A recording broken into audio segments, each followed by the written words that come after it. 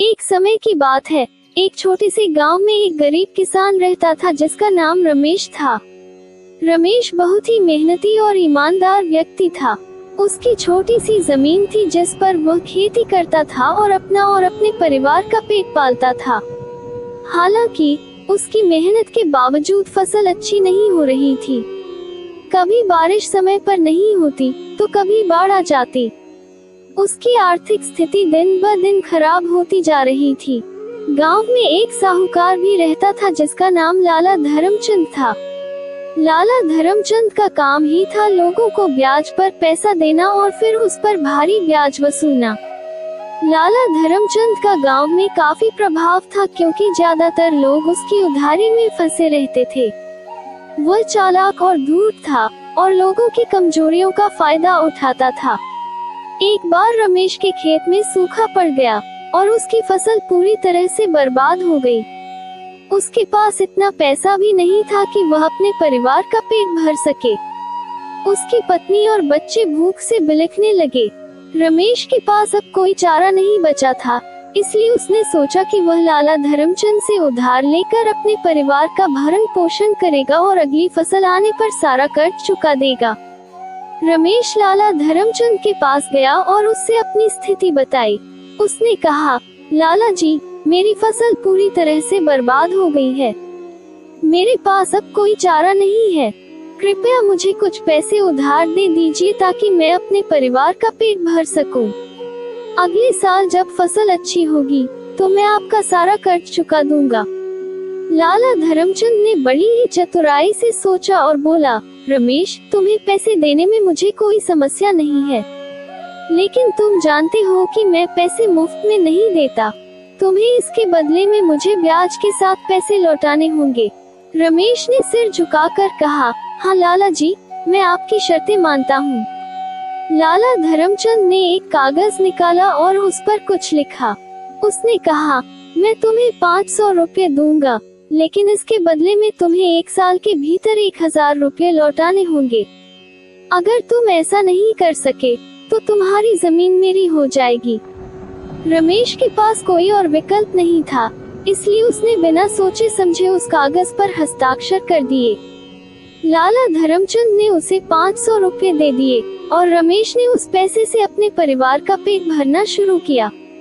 रमेश ने अगले साल और भी ज्यादा मेहनत की।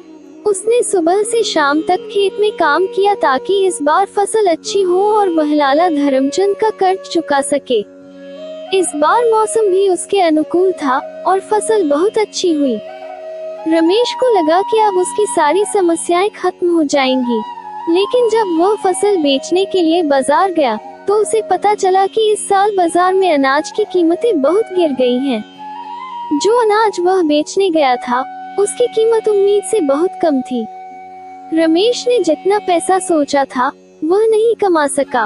रमेश को बहुत चिंता हुई। वह जानता था कि अगर वह लाला धर्मचंद का कर्ज नहीं चुका पाया तो उसकी जमीन चली जाएगी। उसने फिर से सोचा कि अब क्या किया जाए।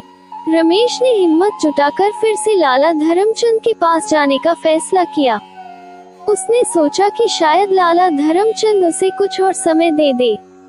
जब रमेश लाला धर्मचंद के पास पहुंचा तो उसने पूरी विनम्रता से कहा, लाला जी, मैंने पूरी मेहनत की और इस बार फसल भी अच्छी हुई, लेकिन बाजार में कीमतें बहुत गिर गई हैं। मैं आपके पैसे नहीं चुका पा रहा हूँ। कृपया मुझे थोड़ा और समय दें। मैं आपको जरूर सारा पैसा लौटा दूंगा। लाला धर्मचंद ने ठहाका लगाते हुए कहा, रमेश, तुम बहुत भोले हो। मैं व्यापार करता हूँ, दान नहीं। तुमने कागज पर हस्ताक्षर किए थे और तुम्हें समय पर पैसा लौटाना होगा। अगर तुम ऐसा नहीं कर सकते तो शर्तों के मुताबिक तुम्हारी जमीन मेरी हो जाएगी। रमेश के पास अब कोई चारा नहीं बचा था। उसने सोचा कि अगर वह कुछ नहीं कर पाया तो उसकी जमीन छिन जाएगी और वह और उसका परिवार भूखमरी के कगार पर पहुंच जाएंगे। गांव में एक बहुत ही बुद्धिमान बुजुर्ग व्यक्ति रहते थे जिनका नाम बाबा हरिदास था। वह पूरे गांव में अपनी समझदारी और न्यायप्रियता के लिए जाने जाते थे। रमेश ने सोचा कि शायद बाबा हरिदास उसके लिए कुछ मदद कर सके। इसलिए वह उनके पास गया और अपनी सारी समस्या बताई।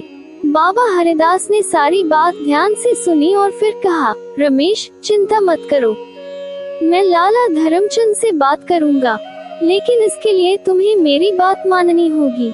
रमेश ने कहा, बाबा, मैं आपकी हर बात मानने के लिए तैयार हूँ। अगले दिन बाबा हरिदास रमेश को लेकर लाला धर्मचंद के घर गए। बाबा ने लाला से कहा, लाला जी, रमेश ने आपकी शर्तों के मुताबिक समय पर कर्ज नहीं चुकाया, लेकिन उसके हालात भी तो समझिए। आप गांव के बड़े और समझदार व्यक्ति हैं। आप तो इस गांव के लोगों के मददगार होने चाहिए, न कि उनका शोषण करने वाले। लाला धर्मचंद ने हंसते हुए कहा, बाबा, मैं एक व्यापारी हूँ, मुझे मुनाफा चाहिए। अगर मैंने रमेश को और समय दिया तो मेरे बाकी लेनदारों को क्या सीख मिलेगा? बाबा हरिदास ने गंभीरता से कहा, लाला जी, व्यापार का मतलब सिर्फ पैसा कमाना नहीं होता। एक सच्चा व्यापारी वह होता है जो अपने समाज का भला भी सोचता है। लाला ने कुछ सोचा, फिर कहा, बाबा, मैं आपकी बात मानता हूँ, लेकिन शर्तें तो शर्तें होती हैं। बाबा हरिदास ने कुछ सोचा और फिर एक प्रस्ताव रखा। उन्होंने कहा, लाला जी, एक काम करते हैं, हम एक ऐसी शर्त लगाते हैं जिससे आपको भी नुकसान न हो और रमेश को भी राहत मिल सके। आप एक सिक्का लीजिए, अगर सिक्के का एक पहलू आए तो रमेश आपकी सारी जमीन आपको दे देगा, और अगर दूसरा पहलू आए तो आप रमेश को उसकी जमीन वापस दे देंगे और उसका कर्ज माफ कर देंगे। लाला धर्मचंद को ये बात बहुत ही अजीब लगी, लेकिन वह अपनी चालाकी के लिए जाना जाता था। उसने सोचा कि वह बाबा की इस शर्त को अपने पक्ष में कर सकता है। उसने सिक्का निकाला और उसने सोचा कि वह सिक्का ऐसा उछालेगा कि उसकी जीत पक्की हो। लेकिन बाबा हरिदास ने ये शर्त रखते वक्त एक और बात जोड़ दी। उन्होंने कहा, ये सिक्का मैं उछालूंगा। लाला धर्मचंद कुछ असहज हुआ, लेकिन उसने सोचा कि एक सिक्के से क्या फर्क पड़ सकता है। उसने हामी भर दी। बाबा हरिदास ने सिक्का उछाला। सभी लोग ध्यान से सिक्के को देख रहे थे। सिक्का जैसे ही नीचे गिरा, बाबा ने उसे उठा लिया और कहा, देखो, यह फैसला हो चुका है। रमेश की जमीन वापस उसे मिल जाएगी और लाला धर्मचंद उसका कर्ज माफ करेंगे। लाला धर्मचंद ये सुनकर चौंक गया। उसने कहा, ये कैसे हो सकता है? मुझे सिक्के को देखना है। बाबा ने हंसते हुए कहा, लाला जी, अब फैसला हो चुका है। सिक्के का क्या महत्व? महत्वपूर्ण यह है कि आपने शर्त मानी थी और अब आपको इसे निभाना होगा। लाला धर्मचंद के पास अब कोई रास्ता नहीं था। वह अपनी हार मानकर रमेश का कर्ज माफ करने के लिए तैयार हो गया। रमेश की जमीन उसे वापस मिल गई और उसके जीवन में एक नई शुरुआत हुई। ये कहानी हमें ये सिखाती है कि ईमानदारी, मेहनत और बुद्धिमानी से हर समस्या का हल निकाला जा सकता है। चाहे परिस्थितियाँ कितनी भी कठिन क्यों न हो, सच्चाई और न्याय की जीत होती है। मित्रों, हमें आशा है कि यह कहानी आपको जरूर पसंद आई होगी। तो वीडियो को लाइक और सब्सक्राइब जरूर कर लें, जिससे आपको ऐसी ही ज्ञानवर्धक जानकारियों का आनंद मिलता रहे। धन्यवाद।